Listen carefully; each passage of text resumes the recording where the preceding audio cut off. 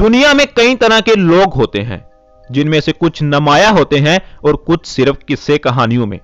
लेकिन दुनिया में ऐसी पुरइसरार चीजें भी पाई जाती हैं जिनके बारे में कोई दावे से नहीं कह सकता कि ये दुनिया में मौजूद भी हैं या नहीं।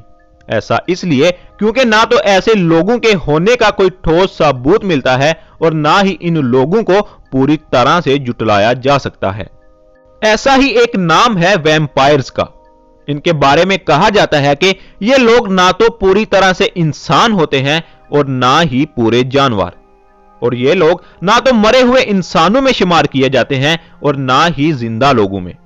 हिस्ट्री में मिलने वाले कुछ दस्तावेज के इन्हिसार वैम्पायर्स वो हैं जो यूं तो मरे हुए होते हैं लेकिन किसी खास दिन जाग उठते हैं और अपनी अपनी कब्रों से बाहर निकल आते हैं।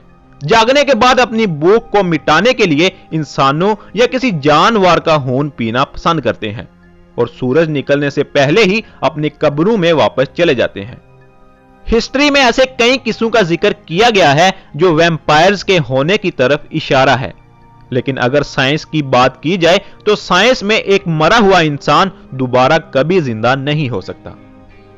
और आज की इस वीडियो में हम आपको वैम्पायर से जुड़ी एक ऐसी कहानी के बारे में बताएंगे जो वैम्पायर्स के होने की तस्दीक करती है। वीडियो शुरू होने से पहले अगर आपने हमारा चैनल सब्सक्राइब नहीं किया तो सब्सक्राइब कर दें और बेल आइकन पे भी क्लिक कर दें ताकि नई आने वाली वीडियो की नोटिफिकेशन सबसे पहले आपको मिल सके। सन 1700 में वैम्पायर्स और उनसे जुड़े हादसे बेहद नुमाया थे।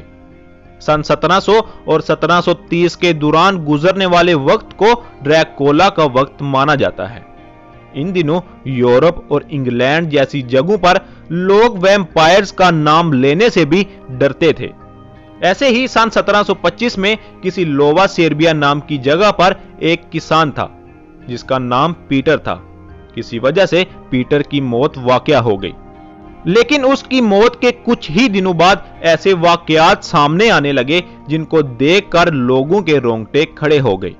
अपनी मौत के 3 दिन बाद पीटर अपने 10 साल के बेटे के पास आया और अपने बेटे से कुछ खाने के लिए मांगा। उसके बेटे ने उसे खाना दे दिया और पीटर वहां से चला गया। अगले ही दिन पीटर एक बार फिर अपने बेटे से खाना मांगने आया, लेकिन इस बार उसके बेटे ने उसे खाना देने से इनकार कर दिया।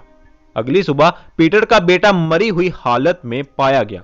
उसकी बॉडी को देखकर साफ पता चल रहा था कि उस बच्चे के जिस्म में खून की एक बूंद तक भी नहीं, क्योंकि उस बच्चे का जिस्म पूरी तरह से सफेद पड़ चुका था और उसकी आंखें खुली हुई थी, जिनको देखकर लग रहा था कि जैसे उस बच्चे ने मरते वक्त कोई बेहद खौफनाक मंजर देख लिया हो। उस बच्चे की डेड बॉडी में जो चीज सबसे ज्यादा नुमाया थी वो उसकी गर्दन पर जख्म का निशान था, जिससे साफ पता चल रहा था कि जैसे किसी ने उसकी गर्दन को नोच खाया हो। ये हादसे यहां ही नहीं रुके, बल्कि इस मौत के बाद लगातार 9 दिनों तक इस तरह की मौतों का सिलसिला चलता रहा और उस गांव के लोगों के दरमियान खौफ इस कदर बढ़ गया कि गांव वालों ने वैम्पायर्स हंटर्स की मदद लेने का फैसला किया। इन वैम्पायर्स हंटर ने जब सभी 10 मौतों और डेड बॉडीज की तफ्तीश की तो पाया कि इन मौतों के पीछे किसी पुरइसरार चीज का हाथ है। उन्होंने जब पीटर की कब्र को खोलकर देखा तो वहां मौजूद सभी लोग हैरत में पड़ गए। पीटर की डेड बॉडी अभी तक ताजा थी और तो और उसके कपड़े अभी भी खून से तर थे। उसकी छाती में एक छड़ी गड़ी हुई थी और उसके मुंह में किसी परिंदे के पर मिले। आखिरकार उसकी लाश को उसकी कब्र से निकालकर आग के हवाले कर दिया गया ताकि पीटर फिर से ना जाग जाए। उसके बाद पीटर को दोबारा कभी नहीं देखा गया, लेकिन पीटर की छाती में वो छड़ी और उसके मुंह में परिंदे के पर, इस सवाल को आज तक कोई भी हल नहीं कर पाया और ना ही कोई ये जानता है कि उन होने वाली मौतों के पीछे आखिर कौन था।